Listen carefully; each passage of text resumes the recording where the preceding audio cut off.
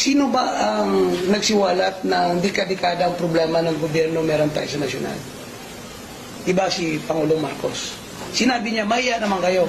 Pero doon na nalaman during the investigation na hindi lang pala ito nangyari during his term, but nangyari na for several decade na, ilang dekada na, ilang taon na, even before his term. At sinabi niya rin na hindi na pala dumadaan sa local government ang mga projects na dapat pala niyan, talagang dumadaan pala talaga sa local government unit ang acceptance, approval and acceptance ng project bago mabayaran. Pero during the term of the previous administration, tinanggal ito. During the time na governor ako, never ako naka-accept ni isang project from the national government.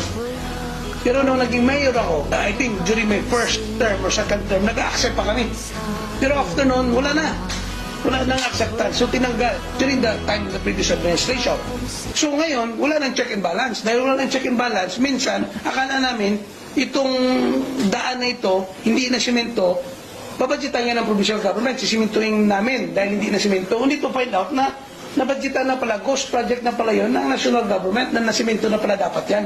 So nagkakaroon hindi lang ng ghost project, kundi naging doble yung tama kasi gumastos pa yung provincial government. Hindi lang infrastructure project. Mga school, inooperan pa kami noon ng mga TESDA scholarship na kinukunan ng 40%. Tumanggi kami.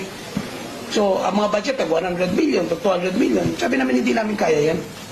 So kailangan mo, makaya mo lang yan kung meron kang ghost students. So hindi nga, kausap nga lang namin ng PNP, sabi niya, hindi lang ghost student, hindi lang ghost in infrastructure, meron nga ghost na retired. Ibig sabihin, yung retirement benefits, namatay na, pero still, nagkiklaim pa rin ng mga, may mga gano'n naman, halos lahat ng gobyerno, pero ang Pangulo natin ngayon, siya lang yung may lakas loob na sabihin, itigil nyo yan, mga putang ina, nakakasira na kayo, nakakahiya na kayo. So ibig sabihin, nung lumabas yung mga ganitong issue, saka lang na found out na ganito na pala kalaki. Sobrang laki na. Ngayon, nagsisigawan ng mga tao. Pinaalam lang sa general public yung dekada-dekada na nangyayari sa ating gobyerno. At pasasalamatan natin yan sa ngayong administrasyon dahil ang administrasyon ito tinatrabaho na ang dekada-dekadang problema na yan ay dapat marisolba na sa panahon na yun. Paparisainin natin para matigil na ang investigasyon. Paparisainin natin para mapigilan na yung investigasyon na itigil ang korupsyon. Siguro ang pinakamaganda dyan, manawagan tayo na itigil ang korupsyon.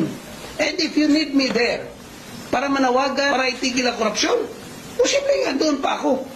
Posibleng pupunta pa ako doon. Pero para iparisign yung tao na sa tingin natin nakatulong para maisiwalat ang problemang ito ng korupsyon, walang it's purely